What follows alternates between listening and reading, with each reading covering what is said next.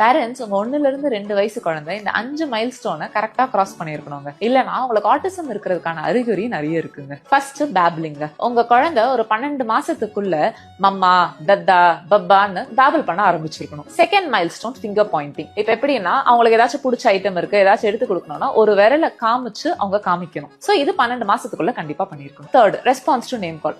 ஒரு வயசு குழந்தை அவங்க பேரை கூப்பிட்டா கண்டிப்பா திரும்பி பார்க்கணுங்க. ஃபோர்த் மைல்ஸ்டோன் வேர்ட்ஸுங்க. உங்க குழந்தைக்கு 16 மாசத்துக்குள்ள அட்லீஸ்ட் அவங்க இண்டிவிஜுவல் வேர்ட்ஸ் அம்மா, அப்பான்னு பேச ஆரம்பிச்சிருக்கணுங்க. Fifth, 2 word phrases. அவங்க அம்மா, அப்பான்னு தனியா பேசாம அம்மா, வா, அப்பா, தண்ணி அப்படி சேர்த்து பேசணுங்க. இப்ப இந்த மைல்ஸ்டோன்ஸ் எல்லாம் அவங்க இந்த அப்ராப்ரியேட் டைம்குள்ள கிராஸ் பண்ணலன்னா it could be a sign of ஆட்டிசம்ங்க. இதுல ஒரு ஷேமோ ஸ்டிக்மாவோ எதுவுமே கிடையாதுங்க. பட் ஆனா இது ஆட்டிசமா இருக்குமோ, இதை ஒரு டாக்டர் வாயில இருந்து கேட்க கூடாதுன்றதுக்காகவே ஹெசிடேட் பண்ணிட்டு இருப்பாங்க. சரி, நீங்க ஹெசிடேட் பண்றதுனால இருக்கிற விஷயம் இல்லாம இருக்க போறது இல்ல. சோ நம்ம இதை எவ்வளவு ஏர்லியா டயக்னோஸ் பண்ணி சீக்கிரம் தெரப்பி ஸ்டார்ட் பண்ணோம்னா அவுட்கம்ஸ் பெட்டரா இருக்கும். சோ இதை சேவ் பண்ணி செக் பண்ணிக்கோங்க.